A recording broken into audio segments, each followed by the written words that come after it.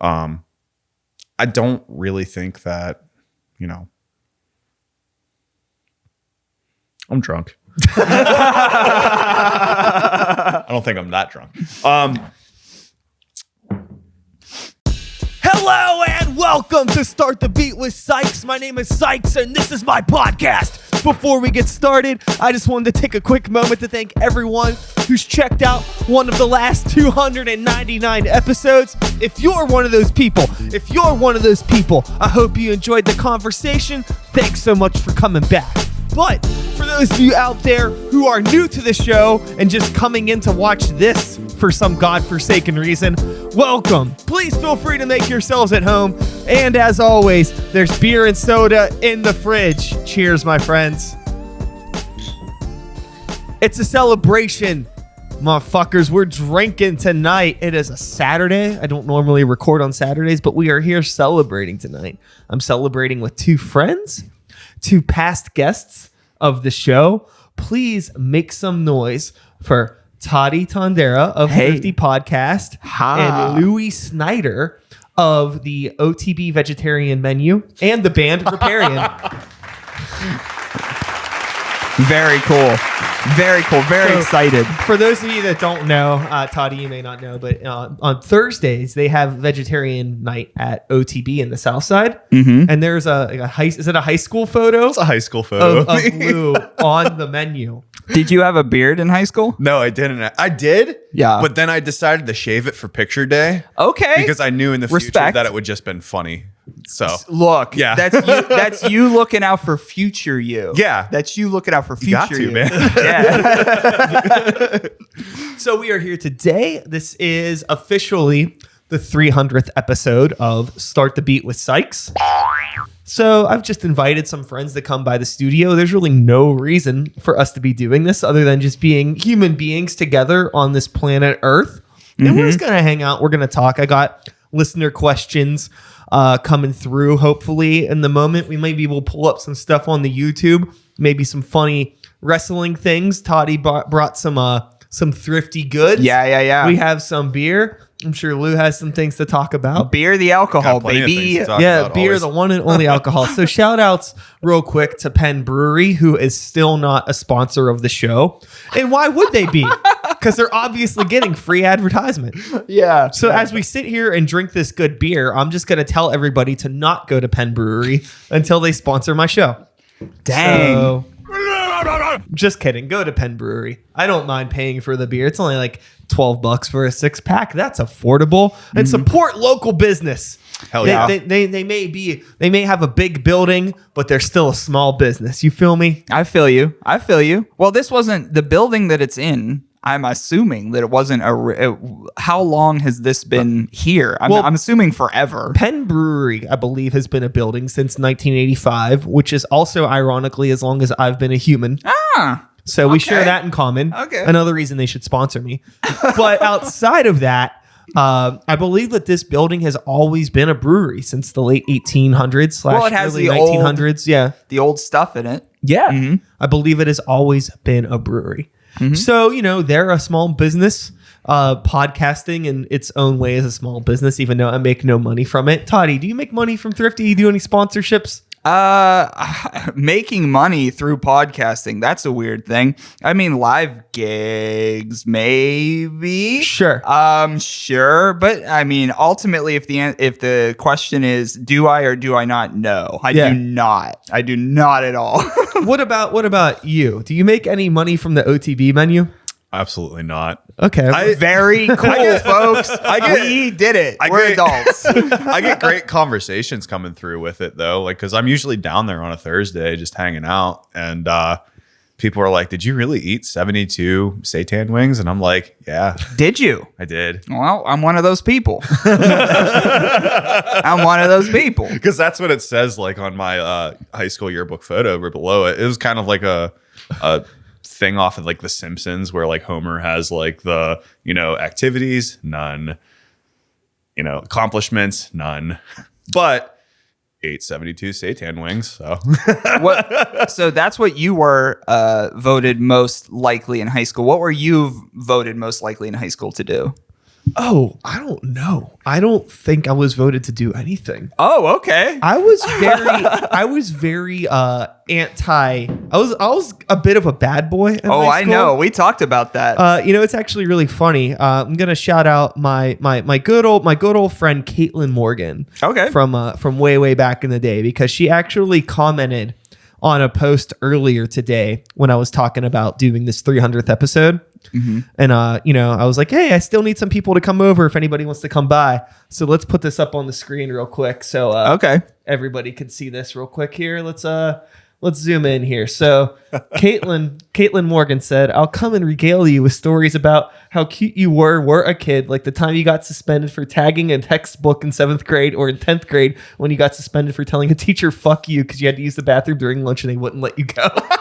I appreciate that for folks just listening and not watching the video, it's tagging on this is in quotes. Yes. It's in air quotes, tagging.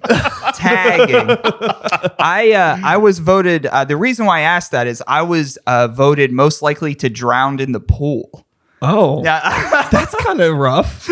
No, just for fun. It wasn't like hazing. It was just like, he's that guy. Like, let's just let's give him that. That's oddly specific too. Yeah, well, I hung out in the pool because, like gym class in high school was like, you played racquetball, you went to the weight room, which I obviously did not do. I don't even know what the inside of that thing looks like. Played basketball, which I did do, but all the cool kids played basketball, so I could only play when the cool kids let me, or I just hung out in the pool. So they were, as a bit, they were just like most likely to drown in the pool. It wasn't like a hazing moment or anything. I got mono in 10th grade. Yo, So I couldn't Yeah. I couldn't participate in gym class for the rest of the year, and I milked that shit my entire high school career. yeah. So mono every day. Yeah, always. Yeah. Consistently. And Yeah. all I did was draw. I just drew in my sketchbook and like listened to like Dying Fetus on my like little Discman or Sick. Mortal probably- Kombat. that's Mortal probably- Kombat. Sure, I probably listened to a mixture of Dying Fetus, the Mortal Kombat soundtrack, and Evanescence because I'm an embarrassing human being. I don't think you have anything to be embarrassed about. I just saw this fantastic. Amy Lee has a guest spot on the new Body Count album. And there's this photo of Amy Lee and Ice-T just like posted up next to each other, and it is awesome. That's awesome. Is Evanescence still a band? Yeah, they are still a band. I mean, it's pretty much just Amy Lee plus hired guns at this point. Okay. But I yeah. mean, everybody's got their thing. Evanescence is still a band, and they still sound like Evanescence. Okay. But I Okay. have this. Papa Roach, still a band. Yeah, Papa Roach. Papa still Roach is still a band. Yeah. Shout outs to my buddy Derek Reed from Some Die Nameless Promotions. I actually recorded an episode with them. It's coming out soon, but they are trying to organize an event for the birthday of Tony Hawk's Pro Skater, where they're going to have like bands playing at a skate park and doing like covers of songs from the Tony Hawk soundtrack. I got chills. I love it. It's Pretty super awesome, It's super yeah. I love sick. it. It's so sick. It's such a good idea. He asked Sykes and a New Violence to play. Unfortunately, we're in the middle of recording a new album. We don't have time to learn other songs.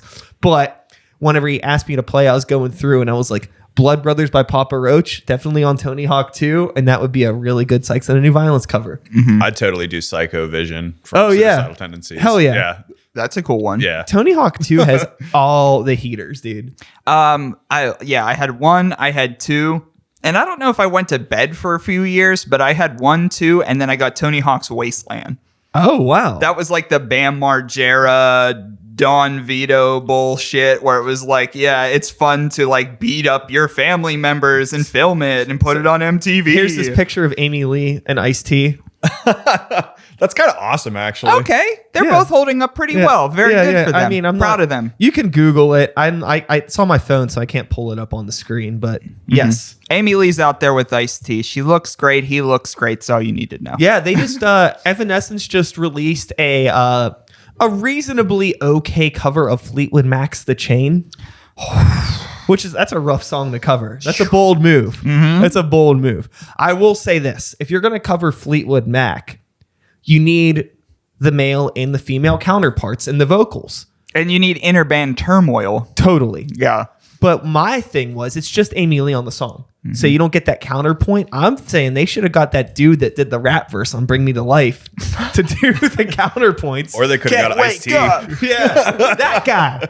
I think he was in a band called 12 Stones. I'm not entirely too sure, but I'm almost positive they're probably playing Jurgles or the Craft House soon. It's probably inevitable. Yo, you are so right. That's so weird. Those are Jurgles bands, yeah. Yeah, and don't get me wrong, I respect that culture. That's cool. You know, get gigs wherever you can get gigs. That's cool. But like, if you hear a band is playing at Jurgles, you're like, let me see what this sounds like. Because Chris Jericho, also a wrestler, has a band named Fozzy.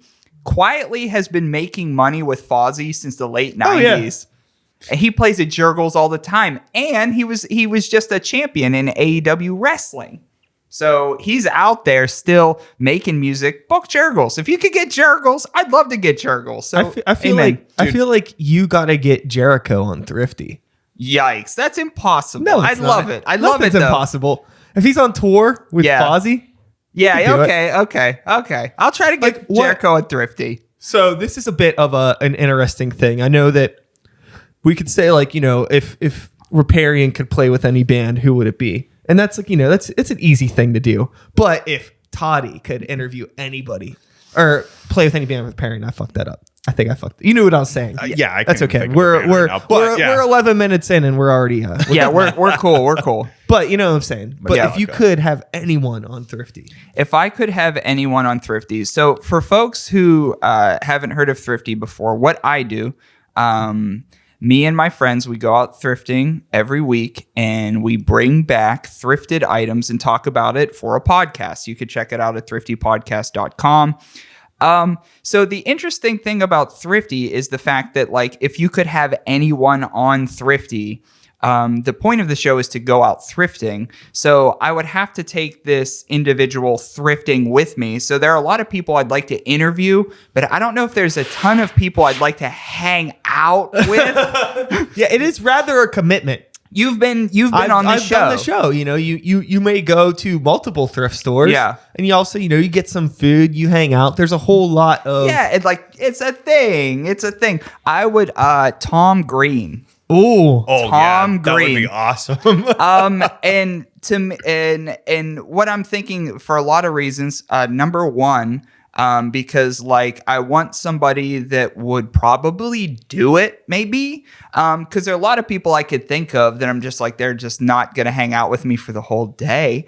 But Tom Green, because I think like he would do it probably if he was in town. Like I'm saying, if I was like, you know, not that he would just show up, but I'm saying like, I think maybe I could like convince him a little bit. But also, he was the first person in comedy that I took to, and like 6th, 7th, 8th grade. And so he was like comedy for me. That was what comedy was. So I would love to have Tom Green. You know what's so funny? When you think about Tom Green or like that whole generation that he came from, yeah, it's like, how did Tom Green somehow be like this like artisanal, mature fart joke teller? Well, because it's all like, you know what I mean? Like, I guess because there's like a certain humility to him, and he's very transparent about a lot of things in his life. So it's like he's a real human. It's not just dick jokes all the time. But I mean, like, when you think Tom Green, I mean, you think like absurdity, putting cheese on his face, like like spray painting like naked individuals on his parents' car, like making statues. And if something about Tom Green, obviously it's just I like it because it makes me laugh. But something that I always appreciated about Tom Green, and even in my own works, I'd like to think I tip my cap to it. Not that I'm anywhere as good as him, but what I liked about Tom Green is there was always a community within the show. His show is him on a higher scale. Obviously, it's MTV, everything like that. He's still on public access, a bunch of stuff. But I'm saying like the what everyone thinks of Tom Green. He like hung out with his friends and got paid to do it. And I think that's so important. Because if you're hanging out with your friends, I've made a friend today, you're my friend, you're having fun. And Tom Green was on MTV getting paid to hang out with his best friend Glenn Humplick. And then his boy was in the back, like drinking coffee, looking over the thing. So ultimately, his friend group made it. And that's what I've wanted to do with Thrifty since Thrifty began. Like, I just want to just be with the people. When I say be with the boys, I don't mean gender specific. I'm just saying be with the crew. Yeah. Like, be with your people doing what you like to do. And that's why I enjoyed podcast. And that's why what I first appreciated about Tom Green, it was just his world on television. And that's why I said Tom Green. That was, sorry for being that guy, but I'm saying like Tom Green is hilarious to me. And yeah, he could just, do whatever he wants. But I'm saying like, that's why though. That's truly why, because I saw his work and I was like, he's hanging out with his friends and getting paid with it. And he's like riding a tricycle into mud. Like, it seems sick to me. Like, yeah. So respect to Tom Green. I've seen him a couple times. I definitely feel like he's like influenced a lot of people to do something like that. I mean, look at Viva La Bam and like the Tony Hawk crew and the Jackass crew, for instance. Like Johnny Knoxville, Yeah. iconic. Yeah. Iconic. I like Johnny Knoxville. I feel bad for the environment that he surrounded himself with for the majority of his life. You know Yeah. what? You know what? I'm with you. I'm like right here with you on that. Like right here. Yeah. Like, Because like I like Johnny Knoxville, but like the whole Bam Margera thing was never a fan. It was just a little bit too. well, that's what I was like getting. Like, it was just like, I get it, but it was too too abrasive. It was definitely scripted. It was too, I feel, like, entitled. well, yeah, in it a was weird always way. scripted. Yeah. Yeah. but just like entitled in like No, yeah, bizarre, totally. You know what That's I mean? a great word. Yeah. Like I don't need to see like the rich boy embodiment of a mall rat. Like I'm just not a fan of it. No, you're Yeah. 100% right. Like, I have all this money and I'm dressing like a music performer. Him. Remember him? Oh yeah. Oh, Him. yeah. And he I just love dressed him, so. like him and hung out with the musician him and like abused his family. And the one Bam Margera sketch and idea that I really liked was it was so simple and it was just really funny. And I'm sure you probably remember it. It's when he took every article of clothing of his father's and ironed on a hamburger to it. So every one of his shirts, he went into his dad's closet, just took like, how many shirts did dads have? Like 16? Yeah. So he took all his shirts down and what he did is he just got he got an iron and ironed on this same hamburger stencil onto his shirts. So through the canon of Jackass and probably Viva La Bam, every time you'd see Phil Margera, he'd have a burger like on his chest because Bam did that. That type of stuff I like. Other than that, what you just said is exactly how I feel. It's just like this rich boy who's pretending not to be rich, doing all this extravagant thing with MTV money. Like, And that's not that fun. And then it just got kind of sad. It's still sad. Yeah. He's Yeah. still dealing with some issues. And obviously those aren't funny, but like he's still dealing with some issues. But I'm saying like it got very, very sad because he got, like older and you're just like, brother, you gotta like stop picking on your dad now. You're like 37. Like, ugh. Like, isn't your dad a peer now? Like, you know what I mean? Like, it's fun when you're a kid and picking on your older people. But I'm saying like if you're is like in your range of your like, older people, like, stop picking on people. Yeah. So anyway, Tom Green, Johnny Knoxville. Getting old is fun. I think is it? We're all in our 30s, right? Yeah. I'm 29. Oh, really? I'm going to be 30 pretty soon. Oh, hey. Yeah. Happy early birthday. Thanks, man. It's in August. The little 2-9. Yeah. I'm 32 and you look like you could beat the shit out of me. I promise I don't even know how to throw a punch. No, you said no. I'm not saying you would ever. I'm just saying like, I'll hug the shit out of you. Okay. That's what I'll do. Okay. Yeah, I feel like, you got like a nice, like a potential wrestling physique. Have you ever thought about you wrestling? You seem guy? like a nice guy, though. You know what? I actually But you thought could be a about nice it. guy. Totally. No, I thought about wrestling Nice guy after they're down at the Teamsters Hall. They always do like those like amateur wrestling nights and stuff. And Hacksaw Jim Duggan was down there, and I was just like, dude, I got to go see that because Hacksaw Jim Duggan. Yeah. Whoa! You're like, Oh, yeah, with the need it. Yeah. I need it in my life. And like it kind of like inspired me to like want to do it, but at the same time, I was just like, I don't know, I can't do it. I probably could. There are some cool people that I know like within like the wrestling culture out there that have, you know, gone on and done it. It's my whole life.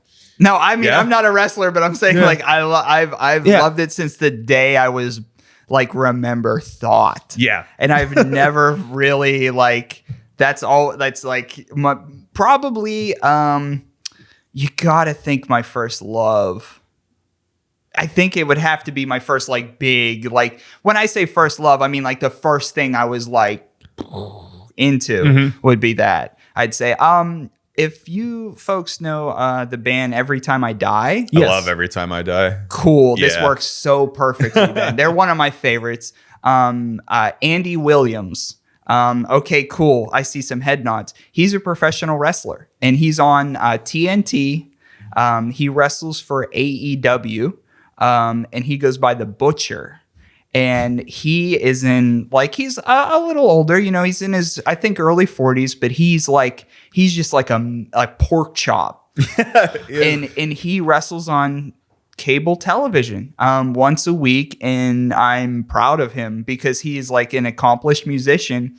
And late in life, he was just like, I want to do this thing. And so he got in shape, he trained, and now he's pretty badass. So you could see him on Wednesday nights on TNT every week. He's in a tag team, the Butcher and the Blade, and he's the Butcher, which is also his nickname because he fucking shreds. You know, That's that whole awesome. thing. But anyway, that was my whole tangent on Every Time I Die. I love them as a band. real quick fun question for everybody. Yeah.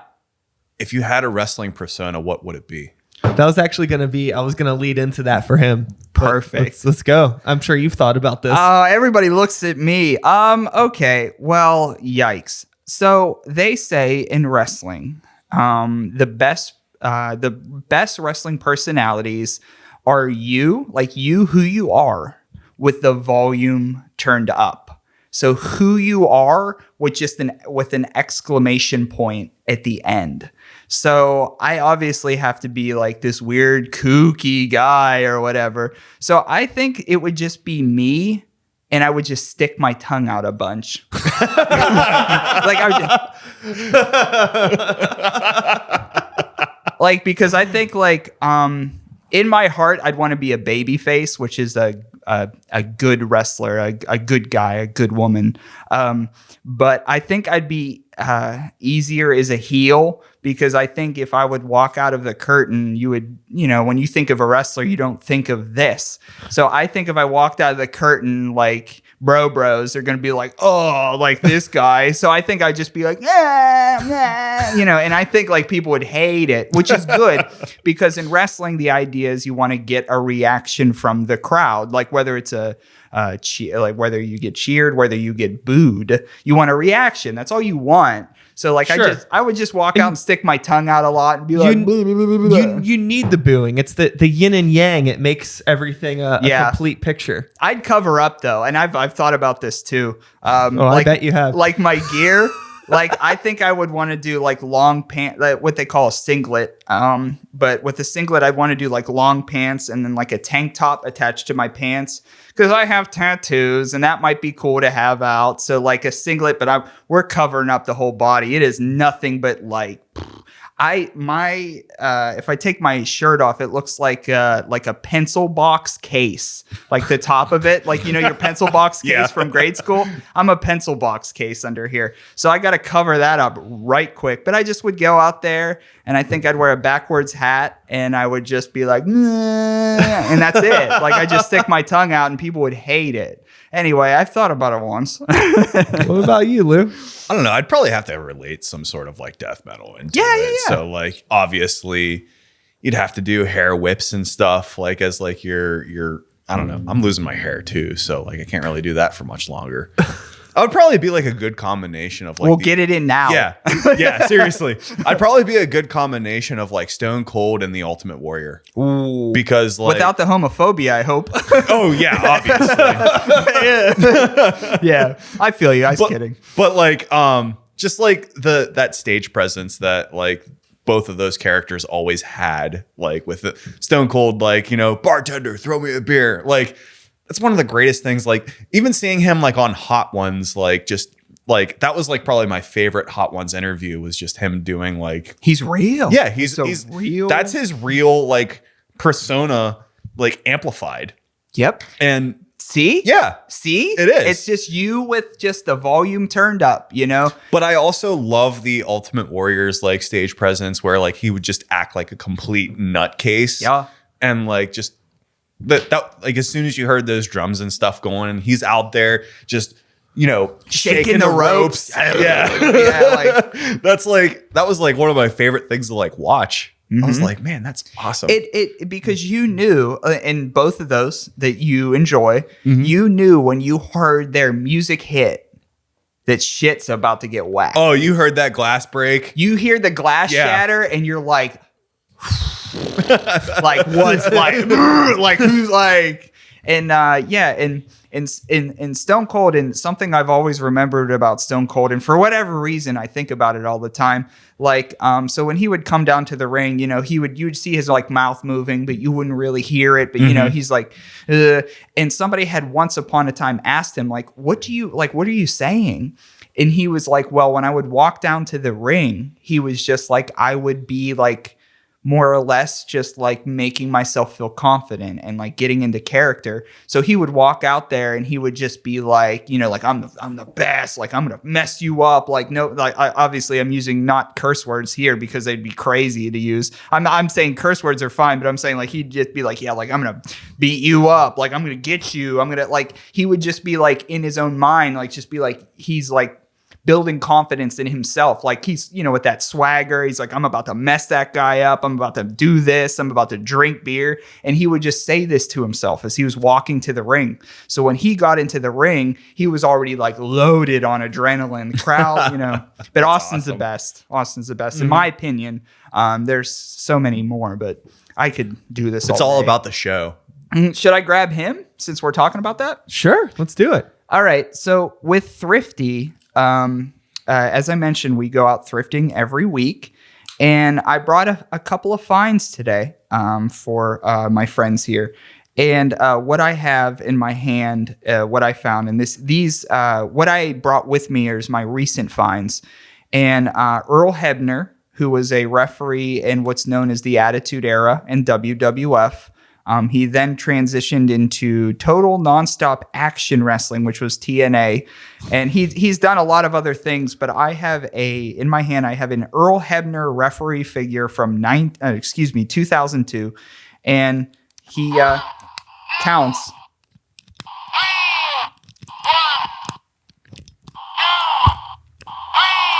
So as you hit the little thing on the side of his rib cage, his arm goes up and down. And this is a Jax figure from 2002 that I just found. And yeah, I really appreciate it because like growing up, I had a bunch of these figures. I still do, but I never had a referee. And as a 32-year-old adult, I found a referee. So I'm pretty hyped. So I brought it to my friend's 300th episode of his podcast. I feel like it could also be like a great educational tool for like, you know, learning how to count. So. Hell yeah. Let's get a 3 count. One more. Yay! Nice. Ding, ding, Fuck ding. yeah. So I was giving some thought to my wrestling persona. Yeah, I gave you some time. Sorry for talking too much. Yo, it's all good. That's why we're literally here to talk. Don't apologize for the reason that you're here. So I am admittedly, I'm not a very physical person. I don't. So, yeah, I'm good Same. at hyping things up.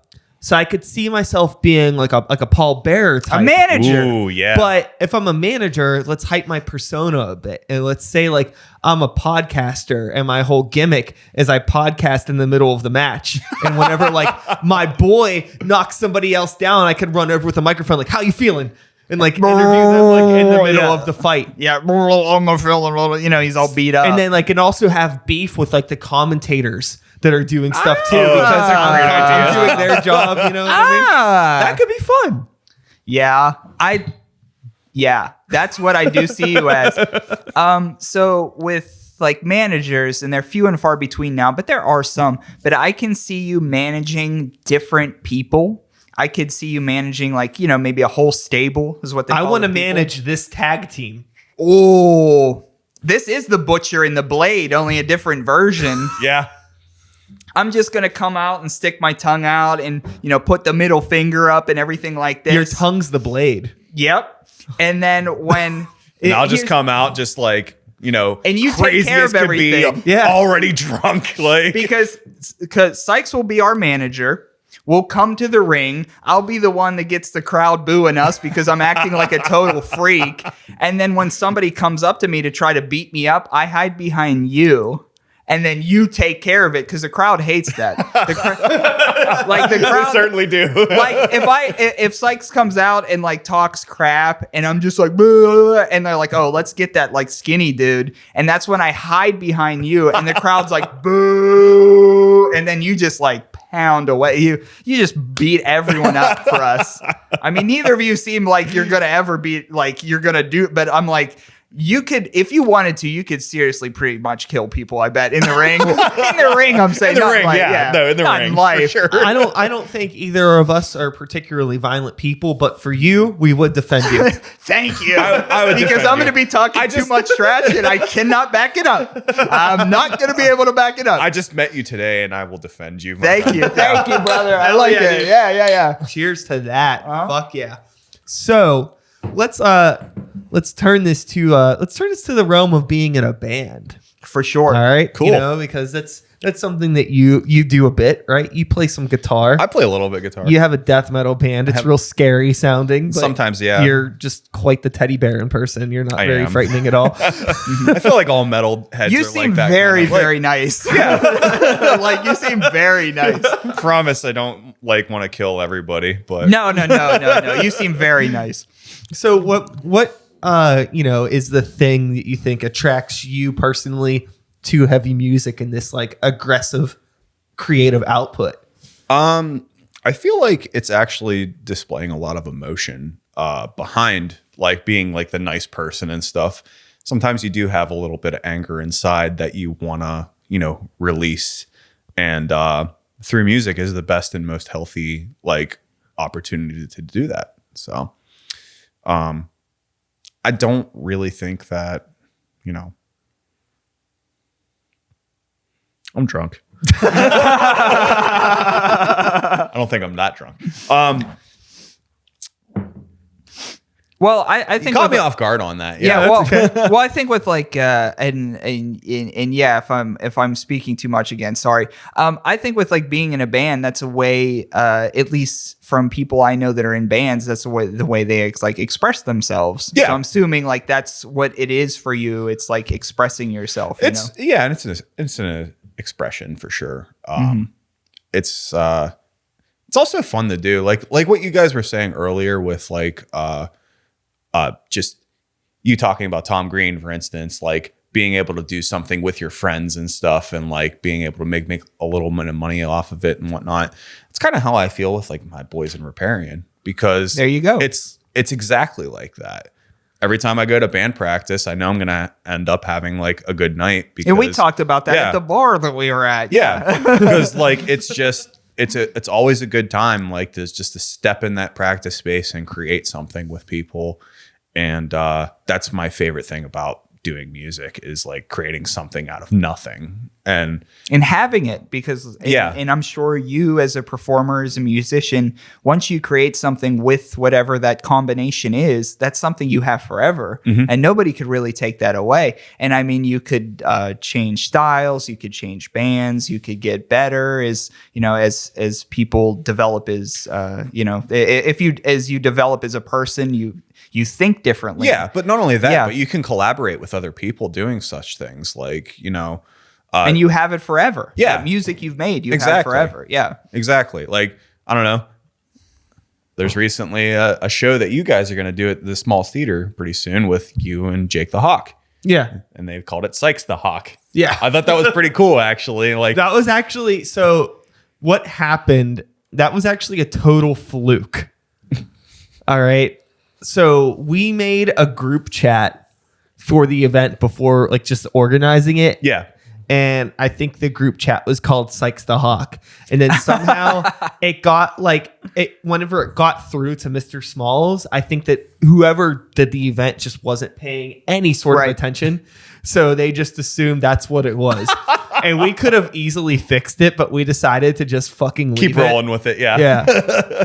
That's awesome. Because it's what, like, I don't know. I feel like maybe I sometimes am doing myself a disservice by not taking myself too seriously, but I also don't want to be the type of person that takes themselves too seriously. Yeah. Because I'm generally not a fan of people that take themselves too seriously. No, I agree. Bro, yeah.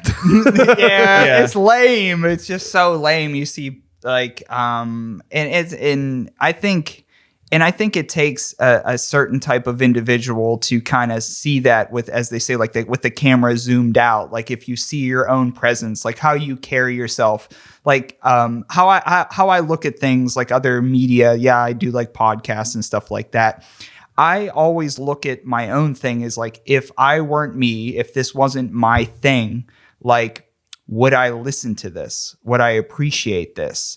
And the things that I find myself appreciating are the things that, like, when people don't take themselves, and again, it's I'm not talking about being professional. I'm just saying, like, taking yourself like, oh, I'm like Mr. Cool Guy or Miss, Cool Girl or whatever, and that's what I appreciate about what you do, because I think you have a way of communicating with people through your different forms of media, and you're still a very approachable, very nice guy. And I think that really says a lot to what you do and your art that you create. And I don't know, it's just my opinion. Well, it's very kind of you. Just my opinion. Yeah. And I think that's what you do so well.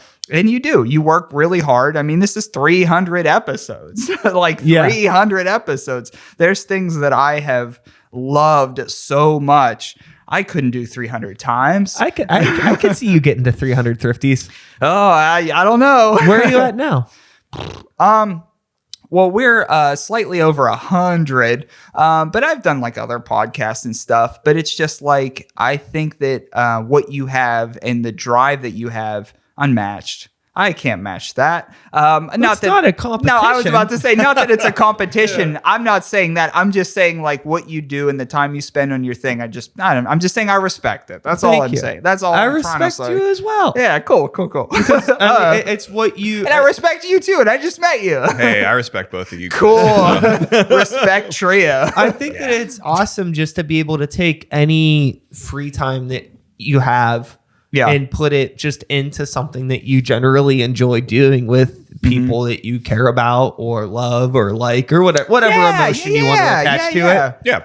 There's an aspect of creativity with it too. I mean, like, yeah. And I find that it doesn't need to be anything more than that sometimes. I think that it can get real distracting to, especially being in a band, but even being in a podcast, like, I wish that we were playing bigger shows, or I wish my podcast was getting more downloads, or this or that. But at the end of the day, it's like, well, how do you view yourself in the world around you? Are you stoked to be fucking just recording some sweet songs, being at practice, playing a show? Or are you stoked to just be able to, like, I'm literally spending my adult 32-year-old days going and thrifting and recording on a microphone about it. And I can afford to do this. This is the life that I've built for myself. This is neat. It's like, appreciate what you have while you have it. For sure. Yeah. And to kind of just go on to that too, you're absolutely 100% right with that too. And I think it's hard in any form of media, any form of art, any form of, whatever people do, to take time to appreciate those moments, because, like, and I always tell myself, like, say that, and everybody always say you're quote unquote like the top of whatever thing you do, you're the most liked or download or anything like that. Those folks also, even in that scope, wish they were more. Like, Yeah. and so it's all relative is what I'm saying. Because even the people who are looked to as like the hierarchy of this scene or that scene or this scene, even in that, they're just like, well, I could do this or I could do that. I could do more. So I think it's important to know as artists and as creatives, like, that's okay to think that way because that kind of drives you to do more things and everybody feels that way. So to kind of say what you were saying, like, if you kind of put the time in and you have a good time and there is some kind of benefit, a return on investment, I think you're doing okay. Whatever that return on investment is, who knows? You know, it's all relative. But as long as you like what you're doing and feel passionate about it, there's something to it. I mean, you know, like I'm sure you've said you've been in a few bands and you've done your, you know, thing. You know what you like to do at this point in your life. And I think it's just keep doing that. You know, I think so, right? I don't know. I don't know anything, but I'm just saying that's my opinion. You know? Nah, we're going down a good road as it is. You know, like I enjoy the time that I have with like my guys in the band and just being able to create something with like these people is cool enough as it is. Like having material on like an album, having t-shirts printed up that say your name on them and stuff, and people, you know, wearing them. Yeah. Wear them. That's pretty sweet. Yeah. You know? And I'm sure it's the same way in the podcast world. Sure. You know, like I don't know. Recently podcasts have taken over like my morning commute and like me being at work and stuff like that. So it's a big part of my life now. And same way music is, you know, Spotify's right there. You have everything at the touch of the fingertip. Cool. So you are saying you will check out Thrifty. Great. Yeah, I will actually. I'm really interested. I'm kidding, but cool. No, I would actually love to come out with you one day and just like, oh no. We're all good. I'd love to have you. It wouldn't be a real episode if I just didn't fucking spill a beer. Party foul. Yeah, but I'd love to have you out and everything like that. Okay on that. No, you got to. Okay. Anyways, I'm gonna grab a napkin for that real quick. Cool. We could do it. You hold it got down. Pass that over. So what I have here is a flask, Kentucky straight bourbon from my new friend over here. And I'm going to take a sip from it because unfortunately Sykes has made beer table. But fortunately about beer table, no cell phones or electronics were hit with that. So thank you. Absolutely. Cheers to you. You're going to be surprised within, you know, that little sip there because it's not actually Kentucky bourbon. Well, I know you said it was something else, but Yeah. I'm saying what it said on it. Well, okay, so that that hits different. Yeah. It's Cool. a little more florally. Yeah. I like it. I like Yeah, it. it's good. It tastes like if potpourri was alcohol, and I'm fine with that. Yeah. Well, Yes. now that I've cleaned up the beer and the damage has been remedied, I'll have some of that. So for the 300th episode, I've officially spilled my third beer on the podcast. So that's not good. bad. One out of, you know, every 100 is pretty good. That's Yeah. literally not bad. And you have, when spilling that, you have avoided all electronics because you're a professional. No, they have not been avoided in the past. Ooh. The number buttons on this MacBook no longer work as a result of spilling a beer on it. Rip. That's okay. That's Rip. good. At least it's not a vowel. That's good.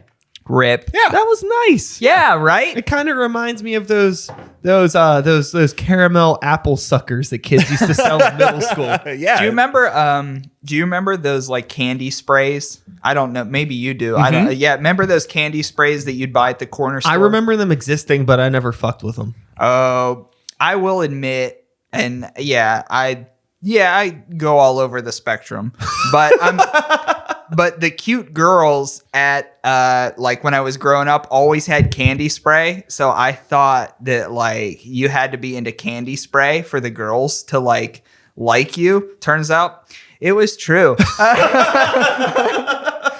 It was true. It was true. Yeah, we were. The green apple was at this.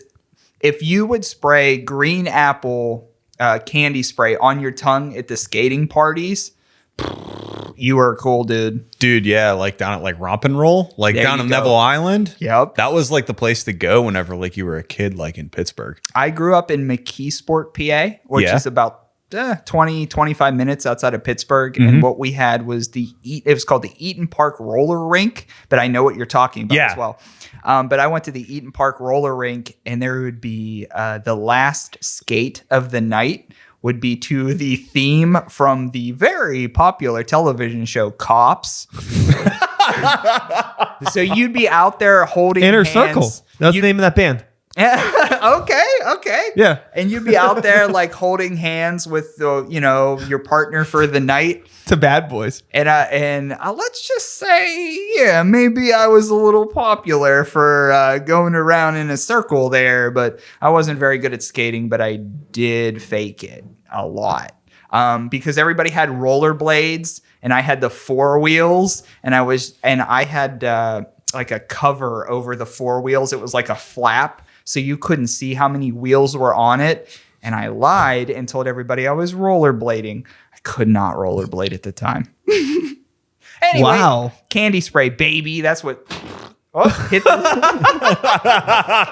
one time I flexed, I almost hit the monitor over. This whole fucking studio is gonna be in shambles by the Happy end of this. 300. Thank Sykes. you. Thanks, guys. I appreciate it. With doing this I think one of the things that has like helped me just get over myself and worry so much about how successful something is or how unsuccessful something, whatever, you know what I mean, is honestly doing this show for as long as I have, because I've talked to so many different people over the years and everybody has the same issues. Everybody's trying to do the same thing. Yeah. And it's just, you just see so much. Like I've talked with so many people who people that I've looked up to in one way or another in the local scene.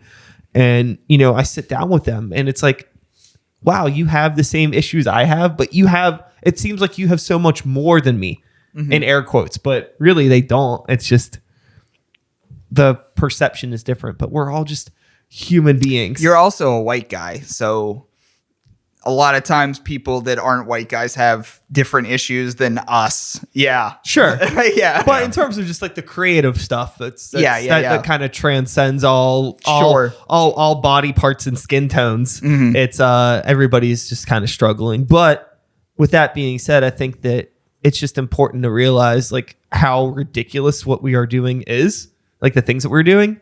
So it's like completely absurd what we're doing. And sometimes like in, our circle, it's really easy to be constantly surrounded by people that are in bands. Mm-hmm. So you think being in bands is a normal thing.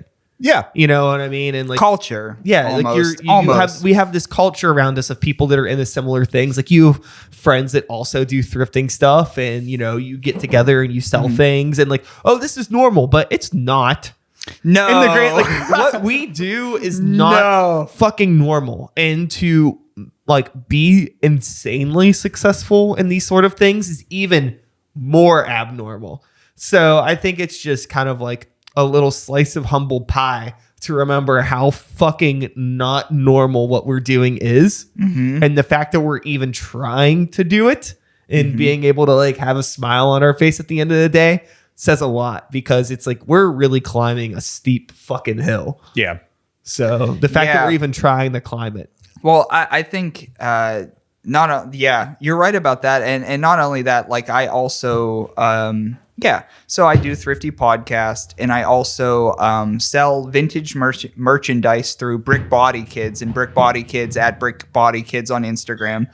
For example, how you said like if you could pass me another beer, That's why I got you Sick. out, buddy. Do you want an IPA or a dark? What do I have? That's the dark. Do an IPA then. I gotta switch it up. No, I like the dark, but let's that's got you. 300. Let's switch it up. Variety is the spice of life. I kind of wanted to go through a IPA instead of a dark, because dark's very tasty, but there's only like 3 for each of us, so Yeah. Well, we're good. I'll tell you this. We're good. I got a couple more IPAs in the fridge. Oh, sick. If, Well, if things get desperate, There's I also always- if we need to drink that many. Oh, I man. also did a double shot before I sat down of whiskey. But as I was saying, like how you said, like what we do it may not be what people would think of as normal. Like, for example, today, what is normal to me?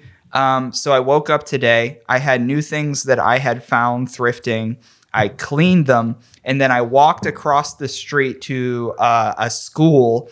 And what I do is the clothes I find, I put them on like hangers, of course, and then I hang them on the baseball field fence in the school parking lot and take pictures of it and sell it that way. See, that's very normal to me. But like that's very normal. Exactly. So when I go, that's just a normal day, a work day. But people see me and I have headphones on, listening to music, and I'm walking with like clothes and hangers over to the school parking lot to hang stuff on the fence and take pictures, and I'm doing whatever I'm doing. And that's normal to me, but I'm sure people see that and they're like, cops, maybe? Especially in the South Hills. Yeah, I live in the South Hills of Pittsburgh, and the thing about the South Hills of Pittsburgh, it's great and it sucks at the same time. And Sykes and I have talked about this. It sucks and it's good for the same reasons. No one bothers me there and nothing goes on. And that's why I hate and also love it. Because like some days I'm just like, I don't want anyone to see me. I don't want anything to do with anybody. And I can get away with it because I do nothing. Like one, like nothing. You could go on. walk around the block. You could still like go to the coffee shop and probably not have to deal with anybody. Absolutely no one. Yeah. And I'm actually friends with the local grocery store because I'm in there so much. And like, I just go there and I sit there and I edit or I do whatever. And I have this whole stupid thing that I do and it's normal life to me. But there's no possible way that like, you know, like fly on the wall scenario, someone sees that and goes like, that's an individual who knows what is normal. Like I'm so past it that I can't even see it anymore. You know? So I don't know, but that's it. I'll try this IPA. So I had the Penn Dark. I will have the Penn Brewery IPA now. Let's see. Speaking of IPA, I gotta go pee. It's pretty good. All right. You can leave that door open, my friend. Mm-hmm. So Sykes, so you had mentioned that both of your projects are working on new music. Yeah. With Sykes and the New Violence and Grey Walker, I have seen both your bands live. We've done stuff together, and Sykes and the New Violence played the last what we do is Thriftathon, which is this big like podcast thing. And Sykes and the New Violence, I have to say, I haven't heard much that sounded like that before, and I think it's pretty cool. And I am excited for the new record. Thanks, man. Or the EP or whatever It's a full length album. Mm-hmm. I'm really excited about it too. It is without a doubt the most. It's the most selfish I've ever been with my creativity in my life. Okay. It's like so unapologetically me. Mm-hmm. Not that like stuff that I've done in the past wasn't, but there's just something about the feel of this where I'm very much just like, that's you. Fuck it. Mm-hmm. Because there's been stuff in the past sometimes where I'm like, oh, you know, maybe that's too much guitar for a hip hop record. Or maybe, you know, that's too electronic for a hip hop record, you know, because I'm trying to make rap records, you know, it's a hip hop project. But this time with this particular batch of songs, I mean, it's still rap, but there's a lot of stuff in it that is very just stuff that I probably wouldn't have been comfortable or let myself do, you know, 3-4 years ago. But you're to that point where you have the ability and the autonomy that you feel like you can. You know? I just don't. I mean, I don't know if I cared that much in the past, but the amount that I care now is so much less. I'm just like, fuck it. Like, this is what I want to do. Is that like low key the secret of life is like the older you get, the less you care? Is that the secret of life? Like you kind of let go a lot and let yourself. I don't know if it's the secret, but I will say it's kind of like, it's the toy in a very big cereal box that I've been looking for years. That is that when all the blogs are going to give that 5 stars, that's the quote they're going to use. That's the quote they're going to use, brother. The toy in the cereal box that Sykes has been trying to find all these years. And that's the new Sykes and the Violence. It's Sykes and the New Violence record. Yeah. That's what it's going to be. Yeah. I'm really stoked on it. Toy in the cereal box. Yeah. It's wild. I'm really stoked with how the stuff's come out. I'm excited for everyone to hear it. We will be playing some new songs on March 27th, which is our next show. And I normally don't promote shows on the podcast, but since this episode's actually going up tomorrow. Yo, okay. I like the grind, dude. I like the grind, dude. Yeah. I don't know how I'm gonna do it. I'm either gonna edit this episode reasonably intoxicated, and the audio and the video is gonna be off, and it's just gonna be a hysterical mess, or it'll go up tomorrow, but at like 5:45 p.m. It'll go up later. You're reading my mind. My podcast drops every Sunday. And that's what I'm going to be doing. That's what I'm going to be doing tonight, like late. Yeah. Exciting. It's funny. So we had a listener question on here from someone you may have heard of by the name of Jennifer Lynn. What? My very own God-given sister. Yes.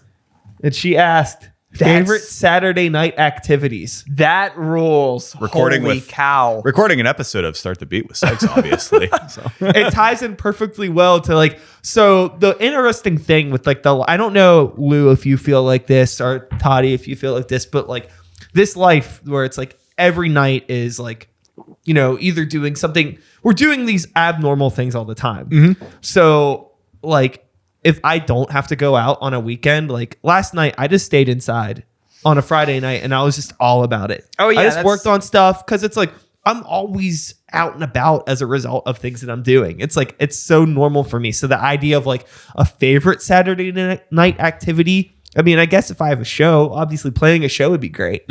But if I don't have a show and if like a homie doesn't have a show, like I'm all about like, I'm just going to cook dinner and maybe watch something on Netflix that I should have watched 3.5 years ago, but I never did. Oh, I don't even go out after dark. I don't go out. So this is sick to me. I don't even go out after dark unless there's something like that I'm doing or somebody else is doing. So you're like 100% on thrift shop hours. You got it. Yeah, no, you're exactly right. And how I came to this, I'll be honest, there is absolutely no reason why I came to this conclusion, but I like to be done with my work by at the latest 1 p.m.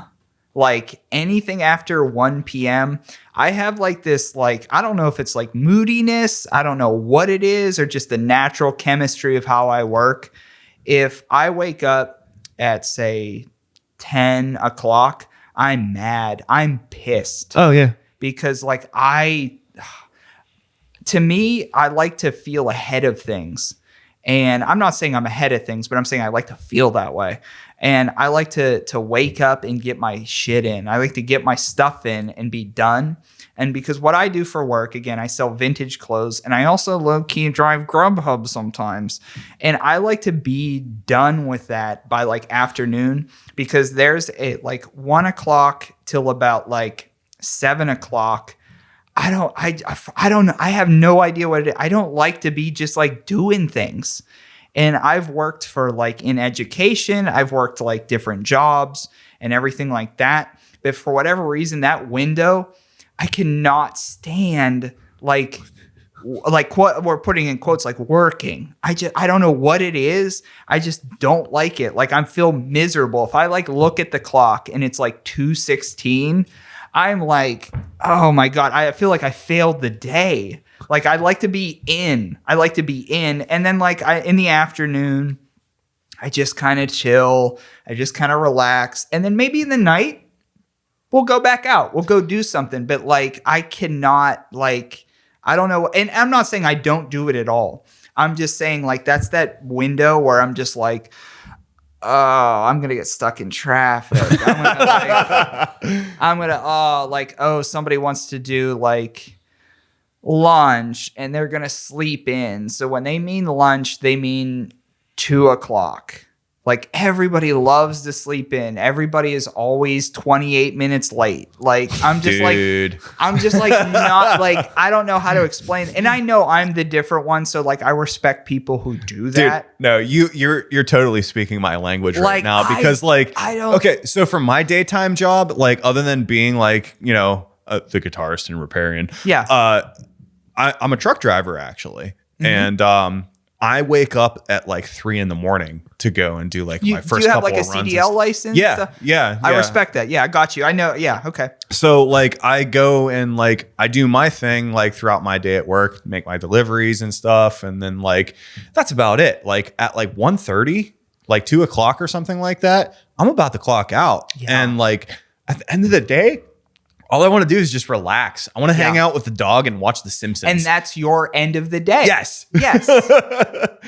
Love this guy. Yeah. Just met him, love him. Yeah. Seriously. And I completely understand with people with different shifts, because when you get off of work, I think when you ever get off, as Jimmy Buffett says, it's 5 o'clock somewhere. Like whenever you so deep, you know. But like when you get off of work, you just want to be like, oh, like you just want to be you, like you were saying, Sykes, like just like be you for just a second, like. Yeah. And that's how I feel. So if I don't like get my stuff done by like the afternoon, I'm just like, oh, like I just don't want to do more things. You know, I'll take another. You mentioned Jimmy Buffett, so like you have to do a shot. And thank you, my own sister Jen, for writing that in. I don't know if we properly even answered the question though. No, favorite Saturday night activities, Lou. Favorite Saturday night activities? I wing it. Seriously, if there's something going on, I'm gonna try to be there. If there's like some sort of Facebook event that I see that is happening, that's most likely the thing that I'm focused on. Mm-hmm. But, you know, other than going to a show or, you know, now that I live in Crafton and I have access to like 2 bowling alleys, like from one end of Crafton to the other, I like to go bowling a lot. Mm-hmm. Like that's really fun for me. I've actually started a thing called Metal Bowling Night. Okay. Where I just got like a bunch of people together.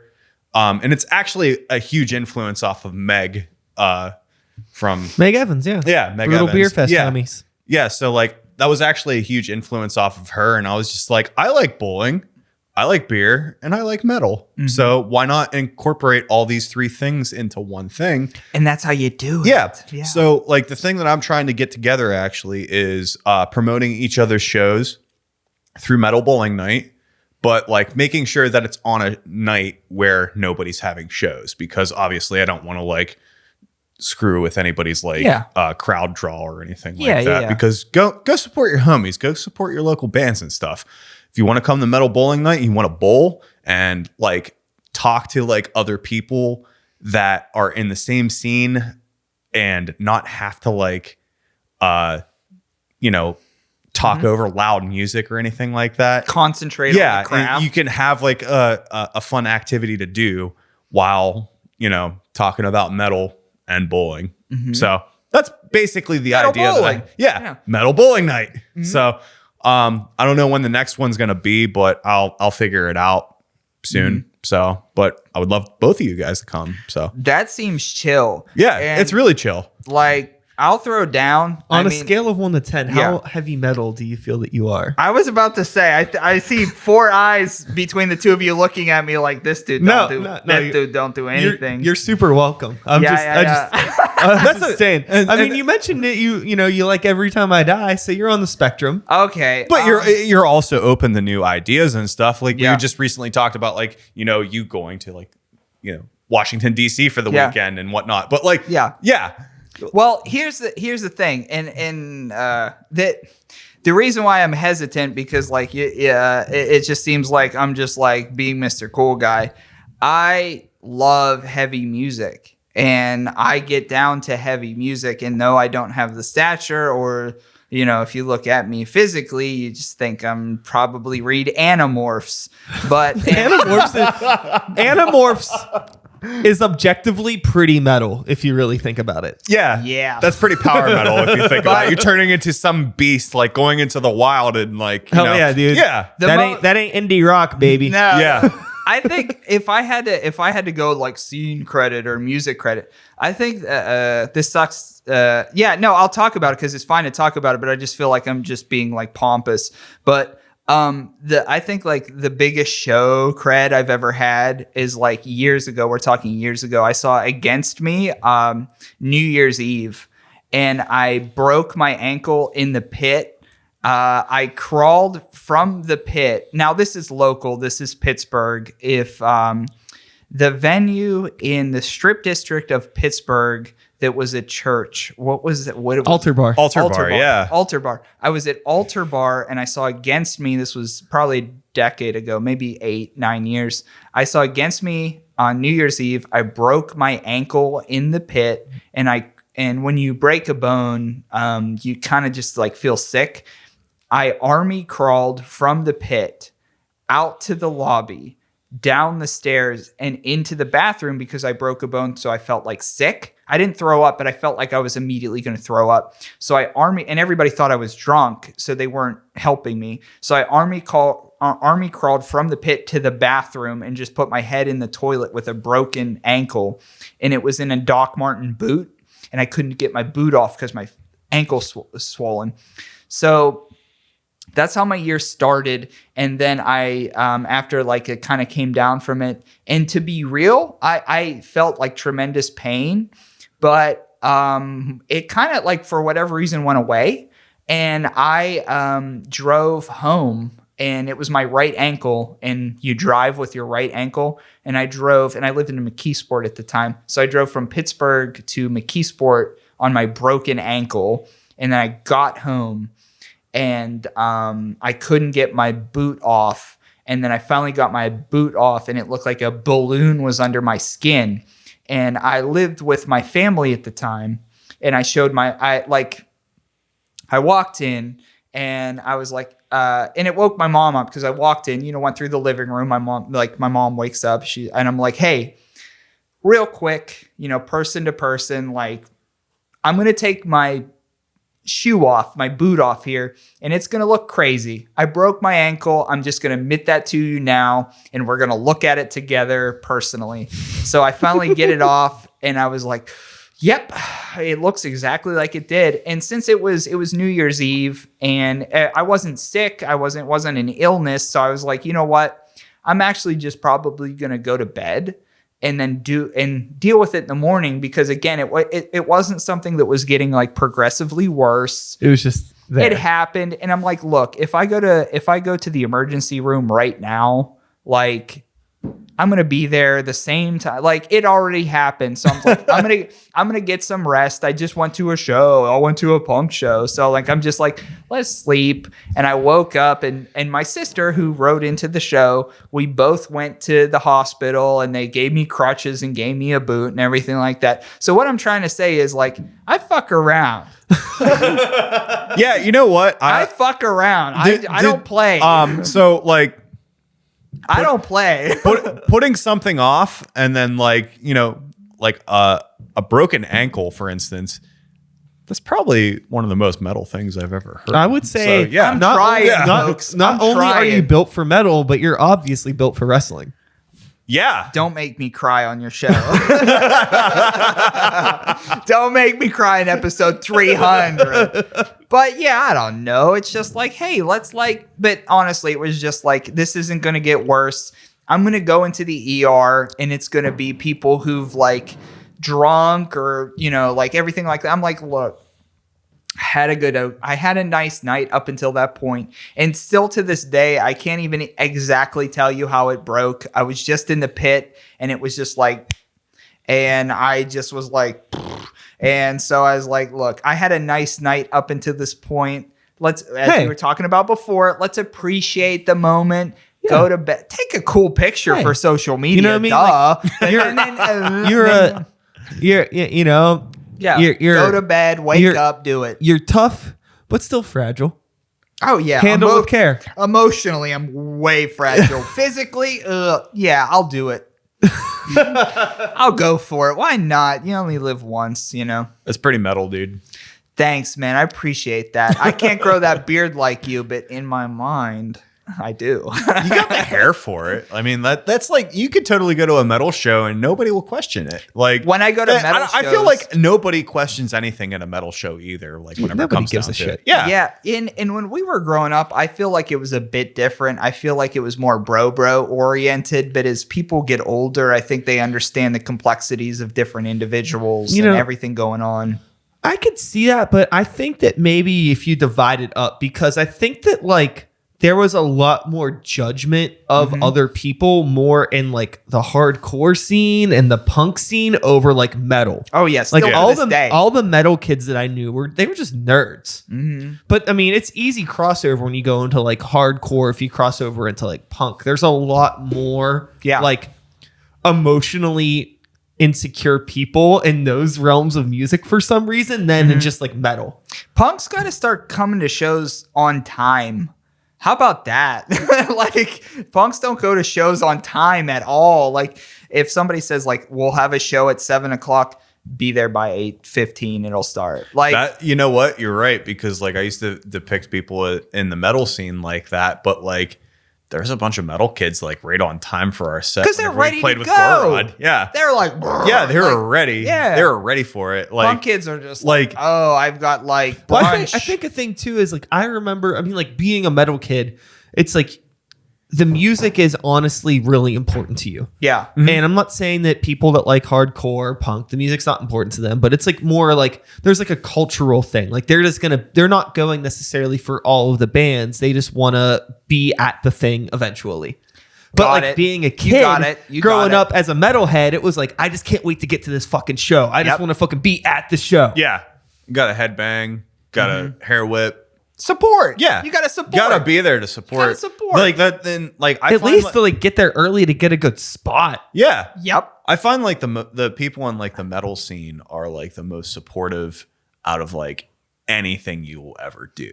Like, which is one of the cool things why I love it. Like it's probably one of the reasons why I'm into it. It's like so much as I am because of the culture. You know, being somebody that has you took to that. Yeah. Being somebody that has played in metal bands and hardcore bands and punk bands and indie rock bands and hip hop. I've been in all those demographics. Yeah. Like the metal scene has always been the strongest community out of anything that I've done. The people, you know, like there's people that were coming to shows of ours, you know, 4 years ago when we started that I still see all the fucking time. Yeah. Yeah, I bet. And it's a lot different. Like the hip hop stuff is really, really weird. Yeah. Especially in a city that we live in, like Pittsburgh, like hip hop culture in Pittsburgh is just like, you just never know exactly. There's like a big split in the scene from hip hop culture because I've talked to like a lot of guys that I've worked with that like talk about their like group and project that they've got going on. And then like, you know, you obviously have something different going on and stuff like that. And there's just like, I feel like there's a big split in hip hop culture in Pittsburgh. And I wish there was a way that like we could just gather all these people up together. And I don't think that it's really a split as much as it's just nobody knows each other.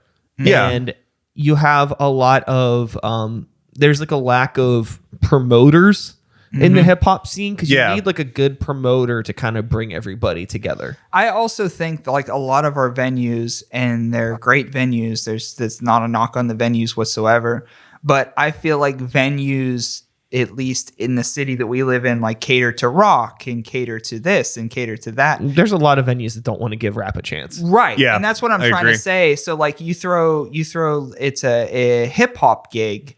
And it's just like stagnant. It's just like, yeah, this is the type of art I create and everything like that. And I'm a big hip hop fan. You know, a lot of folks call it like art rap or whatever. Like I'm into that stuff. And a lot of the times, a lot of hip hop shows are booked at the same venues as like rock shows. And they just like don't know how to like do it. And it's just like, it's just another form of creativity. And hip hop is one of my favorite forms of creativity. And it's just a different vibe. And I'm sure you've seen it before, Sykes. And I think like it's just like they just don't know what to do exactly. And it's just another form of music, and it's different individuals expressing creativity in a different way. And I don't know. That's my opinion. And anyway. the thing is like, it's good too. Like every hip hop artist that I've listened to from the city of Pittsburgh has been really good. And I'm jealous of hip hop like artists because they could carry their instrument everywhere they go. They could put like they could put their track on like an iPod or whatever they're listening to at that point in time like that. And then just like walk around and like work these like rhythms out in their head for like what they're going to say. Yep.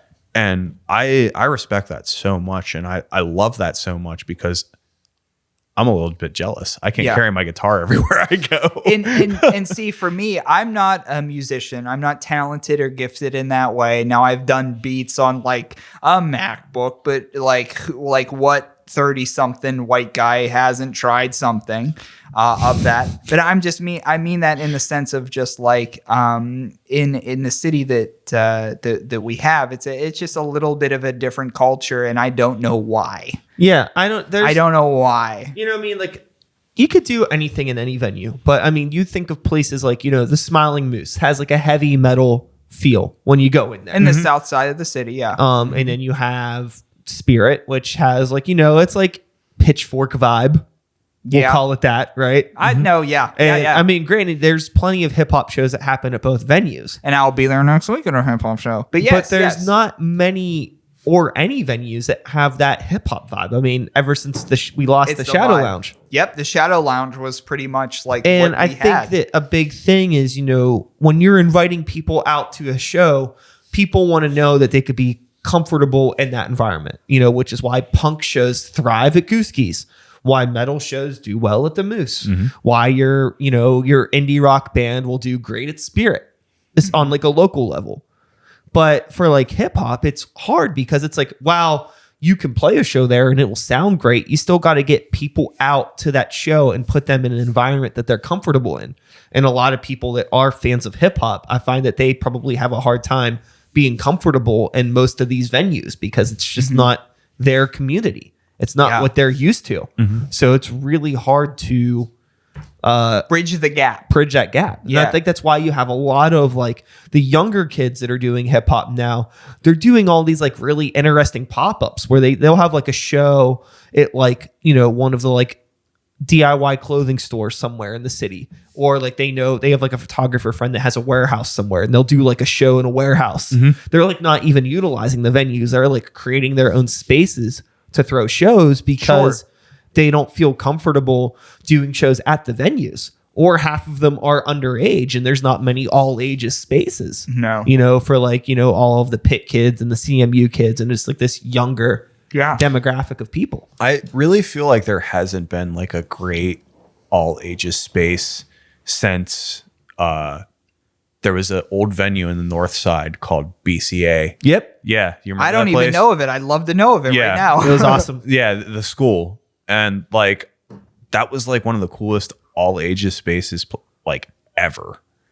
And that actually had like a huge impact on me as a teenager growing up. Like in like the metal scene, for instance, is just like there was so many good shows that came through that place. That was awesome. So yeah, and exactly to both of your points, I've actually never heard of that space. And you know how long I've lived here? All my life, basically. It had a short lifespan. Yeah, it did. It like that was like 2 summers, maybe. Yeah, I think Green Jelly actually screwed that up. Because, they like came through and they like tagged like the walls and stuff in that space. And then really, it was actually. I know who. Yeah, real cool. Yeah, it was owned by like this church over in the north side. Sure, so they did, and they did not appreciate that at all. Really? So that was the downfall. That was the downfall of like BCA right there. They didn't want like shows to happen after that, which was a huge bummer. I used to see shows, and we're talking, I'm 32. I used to see shows when I was like 15, 16 out in Murraysville called the American Music Cafe. Yep. You know about that Oh, place? yeah. Okay, I don't even know about that place. Bro, Okay. I was a Monroeville mall rat kid. So I went to Woodland Hills, but I had a lot of friends that lived in Plum and went to Gateway, and all of those people knew people that would play American out there Music at AMC. Cafe. Yeah. The AMC. Yeah. I used to go to that. And I used to, I'm very much the same person now that I was then. And all the cool kids used to smoke cigarettes, and I didn't smoke cigarettes. The people that I hung out with used to go to like the Shop and Save across the street and do whippets and You're come back. blowing my mind. You're blowing my mind because I Was it? It's a Shop and Save or something? Some grocery store across the street. Shop and Save. And there was like a comic Yeah, the comic book store over there, yeah. and a bank. Yep. And the AMC, the American Music Cafe, got turned into like a beer outlet, and that was it. And to this day, still a beer outlet. And it's I think Yellow Card played there in their early days. that's blowing my fucking mind. Yeah. Whoa.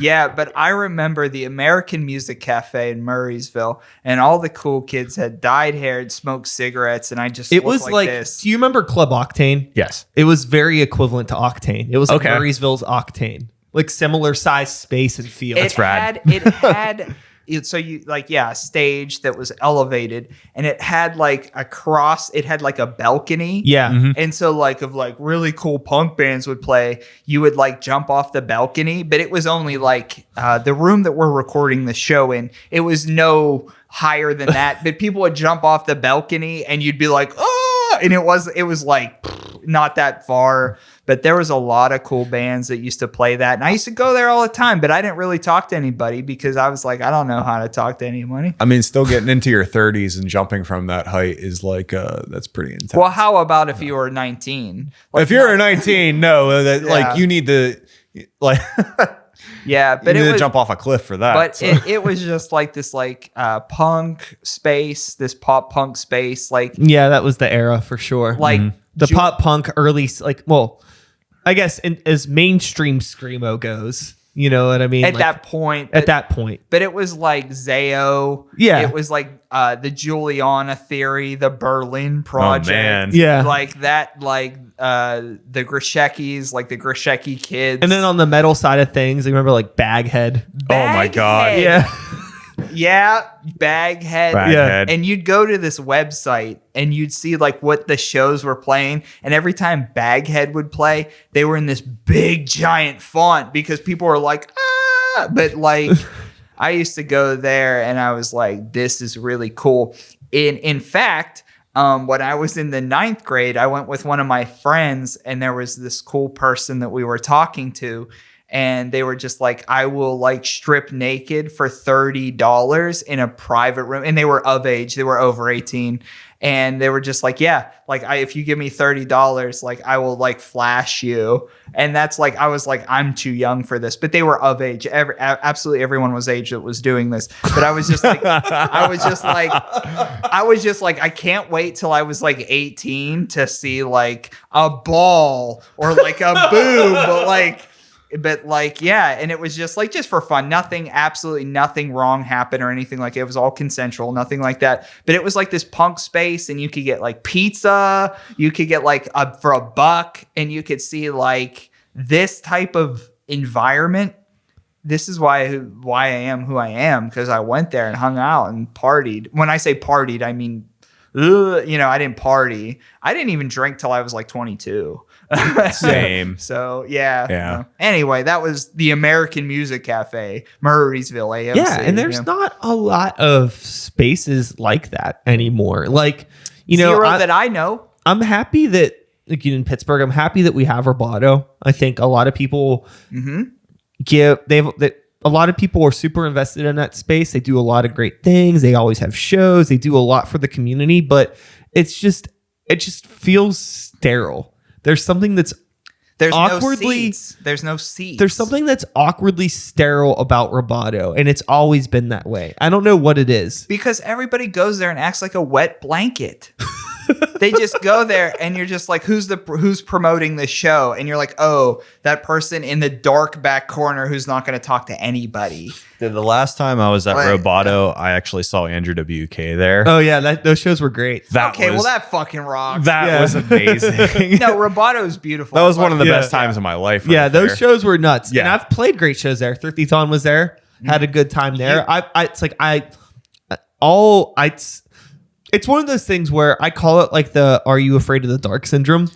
In Yeah. terms of like, am I really remembering something being as great as it is in my brain, or was it just fine? Is like Roboto today literally exactly the same as AMC, or the fact that I was 17 back then, so it seems so cool, and now I'm in my 30s and just kind of old and somewhat over it. It doesn't feel the same. Well, Roboto is a great DIY space, and they get a lot of talent in there, and everybody's very nice. There's no problem with that.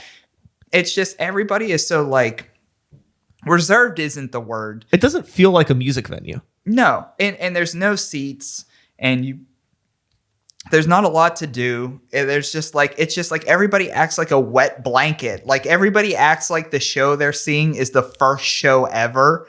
And you have to be sort of like, hey, welcome to this. This is what's going on. And marketing isn't great. Like you just gotta like, if you book a show at a DIY space in Pittsburgh, you have to do all your marketing. That's the only way people come to it. And it's just like, there should be some type of entity that goes like, I'm not a wet blanket. And I'm not saying you have to be an extrovert. I'm just merely saying you have to know how to market your product and what's going It's like too bright in there or something. Something weird. like you know. You have to tell people what's going on, and like the clout of it all is like, oh, I'm going to a show there. Oh, I booked a show there. Oh, I'm playing a show there. And it's just like, guys, folks, like you gotta like, everybody just acts like they're just like, it's like, you gotta like, hey, this is what we're doing. This is why you're going to have fun. This is why you got to come. Here's the bands on the bill. Let's get it. And no one, it's just like, here, well, I mean, the thing too is like, obviously the space, there's a lot of bands that are playing their first shows ever there. So I mean, it fosters, you know, the young community of bands, whether it's actually people that are young in age or just young bands, even if they're in their fucking 20s, they're just learning how to be a band. Yep. So that's where you go. It's super crucial. Mm-hmm. And it's like, it's on the podcast over the years. I feel like I've not thrown shade at Roboto, but I've spoke my piece about the space. I've heard it. But like, and I just hope it doesn't come off the wrong way to anybody. Because it's just like one of those things where it's just like, I like that we have that space, but I also wish that we had something that was a little bit more, I want to use the word gritty, but I mean that in the nicest way possible. Yeah. You know what I mean? Yeah. And you're exactly right. You know, something that was like maybe just like a little bit like, you know, something that's a little bit outside of the city, you know, something that, you know, a place with a parking lot, kind of like how AMC had, something that's just a little bit more like where you could actually feel like you're a part of. I don't know how to describe it. I feel like I'm doing that. Are you afraid of the dark syndrome in my head? Where I'm like, I'm romanticizing an idea. No, you have it. And it's just like with that particular venue, and it is great. And, you know, everybody associated with it is great. I mean, I've seen great performances there. Actually, some of my favorite shows are actually I've seen at Roboto. And what it is, it's just like when you walk in, it's not, and I'm saying this in a very fine way, but like it's not in your face like it should be. Like it should feel like a hug. Like when you want to be in a DIY space, you want to feel like I'm comfortable, and everybody just like keeps their hands in their pockets. I don't know if there's ever been a person that has gone to Roboto for the first time, walked in the door, and not asked themselves, "Am I in the right place?" Bro, you have it. Period. So I feel like period. You have it. I feel like back in like the day, like of like Wilkinsburg. Yeah, the Wilkinsburg Roboto was like, sick. the Wilkinsburg Roboto was sick, and I feel like a revamped version of that has been like preserving hardcore. Out in like New Kensington, and I think they just actually moved like their venue. They have like a bigger space now. Yeah, they bought a new building. It's not moved yet, but yeah. But like, Riparian played out there, and it was like one of the coolest shows that we've played like in a while. Like, Yeah, when we played out there with Greywalker, we had a blast. yeah, it's really cool. Like AJ, like that guy actually has a way of building a scene wherever he goes, and like that's one thing that I've always respected about him. Just within like the community that he like brings into a venue. So that's like one of the coolest things. I just wanted to throw that out there. Like, Yeah, no, preserving You're hardcore very is like valid. Yeah. yeah, preserving hardcore, and I think it's preserving underground now. It is, yeah. But like it's like really sick. Like I encourage everybody to go out there and check it out. Dude, I always love bringing this up. So in high school, I saw a show at the Wilkinsburg Roboto. It was Himza, 3 Inches of Blood, Whoa. Black Dahlia Murder. Himza, Okay. 3 Inches of Blood, Black Dahlia Murder. I have Wilkinsburg Roboto. I have one question about Wilkinsburg Roboto with that show. Was it on the stage or on the floor? On the floor, but people were like all around. Yeah. That sounds hard as fuck. Dude, That sounds awesome. Yeah. It was the shit. Red Chord, was that what? Oh, the Red Chord was a band, yeah. Red Chord I saw there. No shit. Yeah, I saw Red Chord there. I think the most insane show that I saw at Roboto was Wilkinsburg Roboto? the Wilkinsburg Roboto. It was a mirror, a band from back in the day. I don't know if they play shows still or not. Those Who Fear. Oh, yeah. But like it was just beat down madness, and like people were getting hurt, and it was In a sweet. positive way though? It was in a positive way. Like, I love getting hurt in a Yeah. positive way. it was awesome. I love it. It was Like- really cool, man. Like it was fuck just me up. Yeah. Like, let's go. and it was just like it was whenever all these bands were like super young, and like dude, it was just heavy in there at that point in time. It was like the most insane thing that I've ever experienced in my life. Talking about Those Who Fear just made me think of the Blue Violet Cafe? Oh my god, I love the Rochester? Blue I've never heard of this. That I'd love place to hear was of rad. it. That I'd love place to was hear of it. so awesome. So my old band, Bought in Blood, always played out there.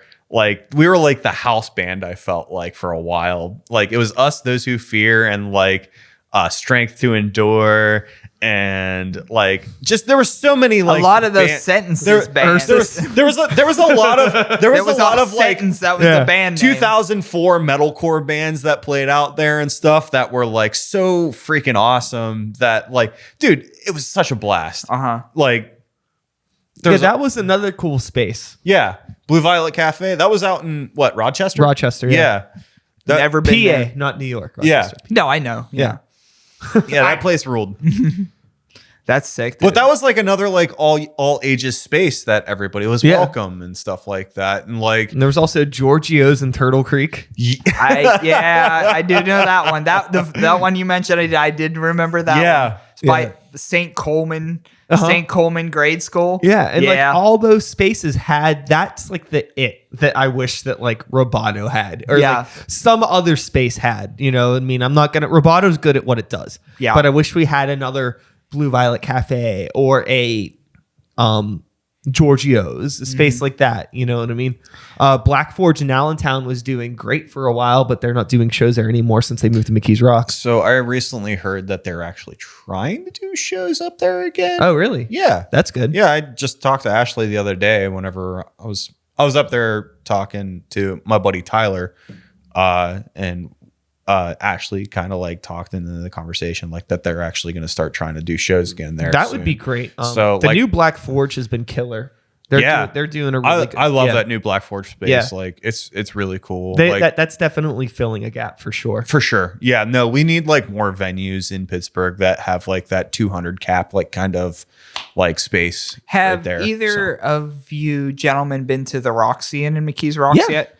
It's like a less sterile stage AE. Sure. Is what that is. And Stage AE is a venue in Pittsburgh between the two stadiums, which is PNC Park and Heinz Field.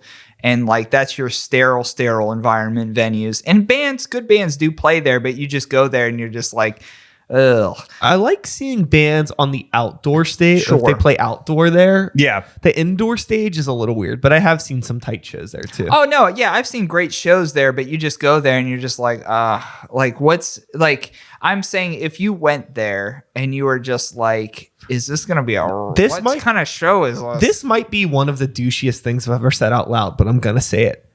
300 episodes, you deserve it. Sometimes, like if I see a band at Stage AE, I get mad at myself for liking a band that got so big. Holy cow, dude. You're so right. Every time I saw Ghost at Stage AE. Every time I die, Stage AE, every time they tour, like, I'm just like, speaking of every time. So, I feel that in a way, but also I'm like really happy for that band. Totally. Because like, it's not about that. But that's like, the thing. It transcends. Like I'm gonna go see Rammstein in Philadelphia, in a fucking football stadium, and I'm like, I don't want to see this band in any place smaller. But to your bigger. point, I appreciate it. Yeah. But to Sykes' point, I'm just like, oh. So I saw Sleep at like Mr. Smalls whenever they came in, and A couple years ago. Yeah, remember like that? a couple years, like a while ago. Yeah. 3 years ago. But 4 like years it ago. was packed. Like, you know, you were body to body with everybody like in that crowd. And, like that was such a cool thing to experience. But then like Sleep then played Stage AE after that. And it was just like there was too much room to like move around. I felt for like a Sleep show almost like, I don't know. I felt like I should be bumping into the person next to me, like whenever it came down to it, like in like a small theater. And then I don't know, I got to like sit up in the balcony and like just nod my head to like Sleep while it was happening. And I was now just like, as musicians, you both of you have been in multiple bands, different projects. You're still in projects. Do you have a favorite venue to play? Do you have a favorite and maybe you don't, but I'm saying like, do you have a favorite venue to play? The Rex Theater is really, really nice. Okay. I've only played it with Gray. I mean, I guess I've played the Rex Theater as Sykes, but not with the band. Sure. But Grey Walker has played there, and I think that it's a great space. Mm-hmm. It always sounds good, and the people there are nice. Do you remember when it had seats? Yes. It doesn't have seats dude, anymore. the first time my first metal show I ever went to was at the Rex Theater. And what really like got me involved into like heavier music was Static X at the Rex Theater. Fuck yeah, dude. Yeah. Wayne Static Wayne with that Static hair. with that hair, man. I looking fucked like around. the Slim Jim guy. Yeah. Like it was awesome, dude. Yeah. Like that's like what like if we flipped you 180, I could see the inspiration. Yeah. for sure. But like that's whenever like the Rex, I think I was like 13 or 14 at the time, and like I saw like Static X and like Soil opened for them, I think. Yeah. It was crazy. Yeah. I think they played like that cover of like Black Betty that they did too, which was like It's interesting when bands' biggest songs are covers. I always feel bad. Yeah. And it's not that I like or dislike it, but low key I'm like, oh boy. Yeah. It's not your thing, huh? But you're gonna do it. Yeah. Yeah. Yeah. I mean, a lot of the time that's not their decision. You know what I mean? Well, that's what I'm saying. That's Yeah. why I'm like, I'm Yeah. not like, I'm just saying like, oh boy. So your hit, huh? This is the one that people want. yeah. To bring it full circle, Jurgles. It's where like people play covers and they kill it. So was it the Jurgles like off of Babcock Boulevard, or was it the Jurgles out in like Warrendale that you're talking about? Warrendale. Okay. Yeah. I feel you there. Yeah, for sure. I think my favorite music venue to play in the city is the Smiling Moose, actually. The Moose is great. Yeah, I love the Moose. Like, I hate loading in there, but after you do it, it's so worth it. Like, it's so much fun. And then you got tacos next door. Okay. Yeah. And they recently upgraded that taco place. Yes. It's big. It's so good. And free candy. Yeah. Mr. Smalls is great too, honestly. Oh, Mr. Smalls is a blast for sure. Yeah, either stage. Both stages are really cool. Because, like, I mean, like, I think that the thing that's great about spaces like all those places is they have, like, people that work there that give a fuck. Like, really good sound engineers and lighting people that are really good at their jobs. And I'm friends with all of them. And it's just, like, it's cool to be able to play a place and have people that give a fuck about helping you look good and sound good and just be accommodating. It means it makes all the difference in the world. All that fun stuff. Yeah. Right? And that's Yeah. what you need really within like any music venue is like somebody that just gives a fuck. Yeah. Like about whatever production goes on within the show. Like sound comes down to it, stage presence comes down to it, obviously, and then that's up to the band and whatnot. But promotion and just the sound all in general. Like if you invest into your sound system, like you're gonna have like bands come out that are gonna be like, cool, we like playing there because it sounds good and it makes us sound good. And people are going to come out because we sound good. Yeah. And I don't think, and a lot of people that don't play in bands that maybe just go to shows, they may not realize like a band could play their ass off, but if it sounds bad, people there may not have a good time. And they may not fully understand why they're not having a good time. But it's totally because like, oh, well, the lighting in this room is hella awkward and it sounds bad, so I don't feel comfortable. And we've all had that experience where we have a band that we like really, really appreciate. So we're like, we're going to get there early. We're going to get a good spot in that. And when you're in the, the front 3-4 rows, speakers are, they're away from you, and so like you don't hear the sound. You're hearing the stage. You're hearing mud. Yeah, and so you're just like, oh, yeah. I want to see this band, and it's mud. It sounds like mud. Like I know what the vocalist or the lead singer or the lead performer is saying because I know the words, but I can't hear any of them. But there's to both of your credit, like with the good setup and everything like that, you're like, I want to see a show here, or I want to play a show here, like stuff like that. Yeah. But like not only that, it's going to bring back like the business for like that venue. Yep. If you have that good sound system and stuff, it's going to bring back the business to like that artist wanting to play there. Mm-hmm. And that's good for your business. That's good for the artist. Everything. Yeah. It's just like overall like good. Yeah. Mm-hmm. I got to change the battery in the camera real quick. Oh, Y'all no keep problem. talking. Okay. So I guess from what that said, you had said your favorite venue and your favorite band and everything like that. Do you have, with your current project, do you have like any favorite songs? Do you see that people react to, or maybe a favorite song that you like to play? So, a lot of the times with like just writing in general is being able to display like a new song that's happening and stuff. There's a couple that we're working on right now that we just recently played a show at the Smiling Moose again, with Gorod, Vale and Nath, and Wolf King. And it was an absolute Wolf King. Yes, Wolf King. Sick name for a band. Hell yeah. They're a really good band too. They're so awesome live.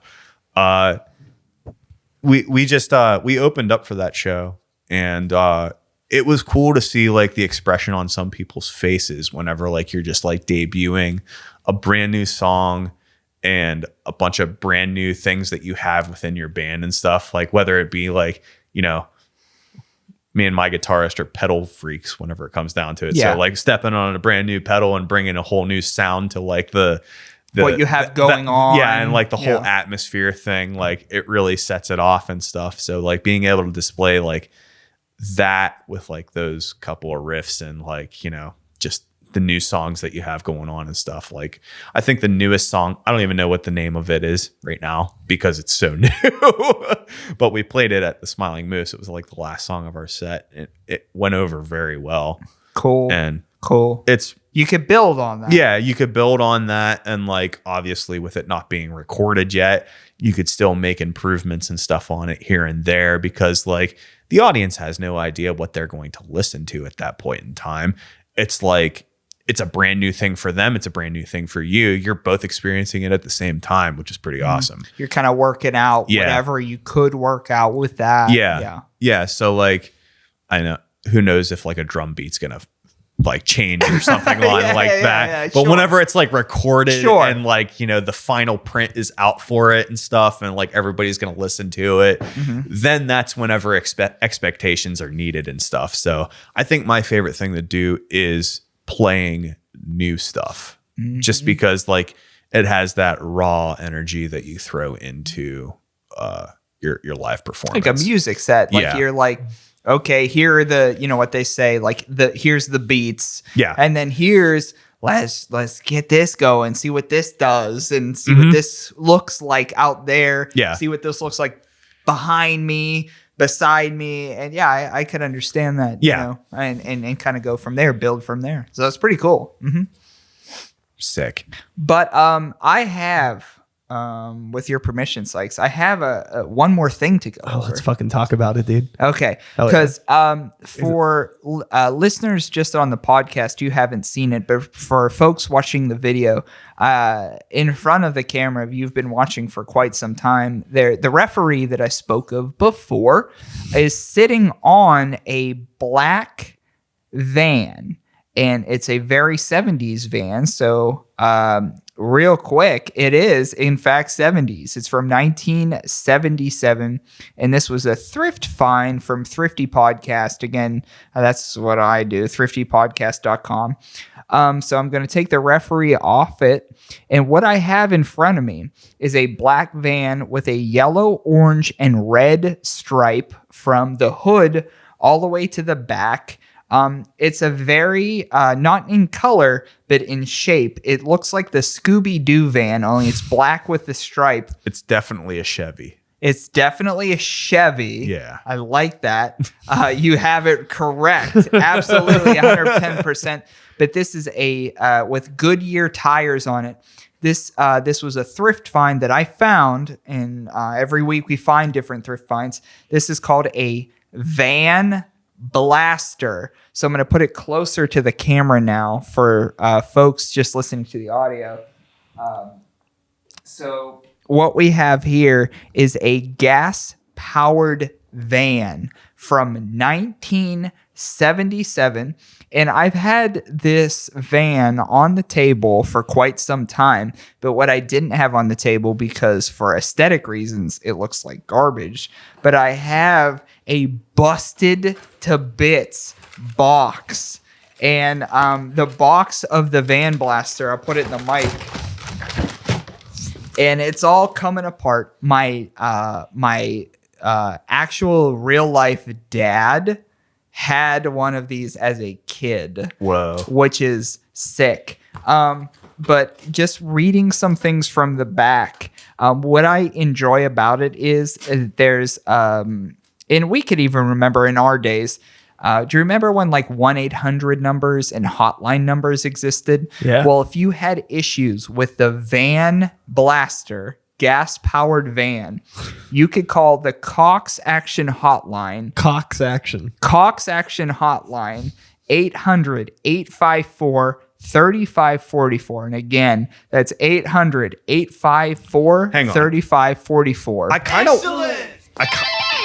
kind of want to call these guys I right was now to see if this is. hoping that somebody would. Hold on 1 second. Do you still have a headphone jack on that phone? I do actually, yeah. All right, hold on 1 second. Well, so what we're going to do is, for this Van Blaster from 1977, the hotline number on the back of the box, we are going to call it here to see. And, I'm going to assume it's disconnected, but 800-854-3544. See if the Van Blaster still has folks on the other line. Maybe they're ghosts, or maybe they're older. 800-854-3544. Okay, cool. 3544. All right, we're gonna give them a call right now. Okay. It's ringing. Yeah. Oh, So the Van Blaster, Sykes, I'm sorry we couldn't deliver for episode 300. But what you do is, and it works, but the thing is it's gas powered and I don't have gas in it, duh. But it's a quick start engine. starts with a spin of the finger. What you do is you turn it upside down, and there's a thing you kind of get it going Dude, with. that's crazy. And I'll read a part of it on the back from the box. An engine made from precision machined steel, aluminum, and platinum alloys with a tolerance measure so inconceivable that even the finest auto engine bows with envy. And that is the free running Van Blaster from 1977. Shout out to my very own dad for having one of these, but this was something with THRIFTY Podcast, and I'm going to put my referee back on it. So the only thing stopping this, and maybe for episode 400, I'm going to put real life human gas in this. When you go to BP Sunoco, put that gas right into this car. So for episode 400, I'll have the Van Blaster running around your laptop and sound equipment, Sykes. Okay. So that was the I'm gonna hold you to that. That was the hold me to anything. Hold me to anything. I'm here to mess around for life. This is who I'm gonna be. Like we talked about. Like this is who I'm gonna be. This is normal to me. I will get this gas powered by episode 400. All right. Yeah, for Start the Beat 400. Sounds good, dude. Hell yeah. That's sick. But that was the finds I brought today anyway. So before I pull the plug on this discussion, I imagine that we're still going to be hanging out, shooting the shit for a little bit. I'm not in any rush to go anywhere, but we have almost been recording for 2 hours. And how long does this really need to be? We can go on all night. I feel this is great. If you're still listening to this and you want us to not stop, then your ass should have just come and hang out with us. Yeah, Jordan. There's also Jordan actually messaged me and he was like, I fell asleep. I'm sorry. Well, if you're listening and you're still interested in listening, there is 299 episodes of Start the Beat, and you could listen to the whole back catalog. I've done an episode with Lou and Brooks of his band Riparian. Yeah. Why don't you let the people know about that real quick? I totally recommend checking out that episode as well as Riparian because we're a pretty sweet metal band in Pittsburgh, Pennsylvania. And go follow us on, Facebook, Instagram, all that fun stuff, whatever social media you have, except for Twitter, because I haven't made a Twitter for that yet. But maybe eventually I will. Go check out some good death metal in Pittsburgh. And we're always constantly updating shows and stuff on there that you could check out and come and bang your head to. Yeah, and Toddy has made several appearances on the show. Yeah, in one-on-one and in group panels and in some form crashing of the party and other ones. Just some form all of over fashion. the place. He's been around. So. I've been around, but again, thriftypodcast.com. I do that. As I said, each week I take one of my friends thrifting. My friend Josh is on the show a lot. Josh Last Call Larkin, Shane Becker, who's also been on Sykes projects one time or another. He's a good boy, but one of those two are likely on the episode with me. I sell vintage clothes at Brick Body Kids on Instagram, and that's what I do for a living. It's pretty bad. I have to say honestly, thanks for cluing me in and making me a part of this, and it was great meeting you as well. Yeah, dude. I'm looking for. I want to see this thrifty episode with Lou on it. Why don't you come on, both of you? Holy at the same smokes, time. Dude, that would be crazy. Yeah, I would love that. Let's all do each other's stuff now, because that's what this is about. If you get both of us on an episode of Thrifty, we're just going to talk about like a Mudvayne CD for about 45 minutes. That's like all it's going to be. Let's do it, dude.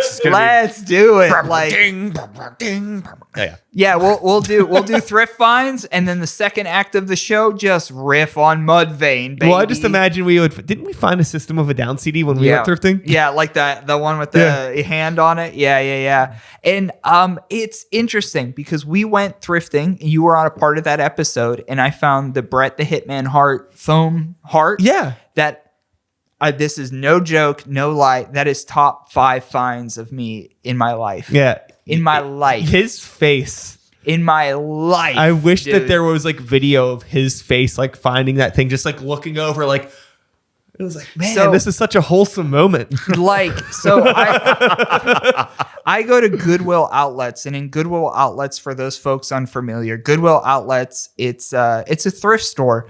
But what it is, it's just people donate stuff and it just travels around and everything like that. So what it is there's nothing on shelves. There's nothing, anything. Everything gets rolled out on blue bins with wheels. Dude, I've heard about this. Yeah. There you go. So new stuff gets rolled out in blue bins, and once the bin, well, every Goodwill outlet's a little bit different, but the one we went to, it rolls out on blue bins, and when the bins stop, you just dig, and they charge you by the pound, so people go crazy. So I went out with Sykes, and Bret the Hitman Hart is a wrestler. I grew up on him. He's one of my favorites. And wrestling merchandise from the 90s, obviously early 90s, it's very hard to find because it was very niche. It was just something. So those foam fingers that you see for bands, everything like artists, everything like that, football teams, baseball teams, everything, the foam fingers, the number one finger, everything like that. Well, Bret the Hitman Hart had a foam heart, and the bin rolled out. And say swear, it was on top of it, and it landed right in front of me. And I'm not kidding. I grabbed it, and I remember you were looking at the clothes, and I held it up, and I was like, you don't know how rare this is. Yeah. Like, I grabbed it. I was never, like, it was so cool. I'm talking top 5 of my life. And I'm saying, like, there's things less valuable and more valuable that I found, but I'm saying to my soul, to my heart, like, I can't believe I found this. It's extremely rare. It was in really good shape too. It's in my living room. It's not like some like dog chewed it up No, or kid no, tore it no. up. It was like in Yeah. perfectly fine condition. So instead of a foam finger, it's a foam heart, and you put your hand in it, and you're like, yeah. And I'm telling you something, like, I had found that in the Goodwill outlet bin, and it was such a good day for me as a person, and I was glad Sykes was there for it. Like, That's awesome. It just We- made my, like, pretty much week, if not more. I really appreciated it. I feel like the most exciting thing that I found that day was a set of Mardi Gras style beads that had the Red Baron frozen pizza logo on.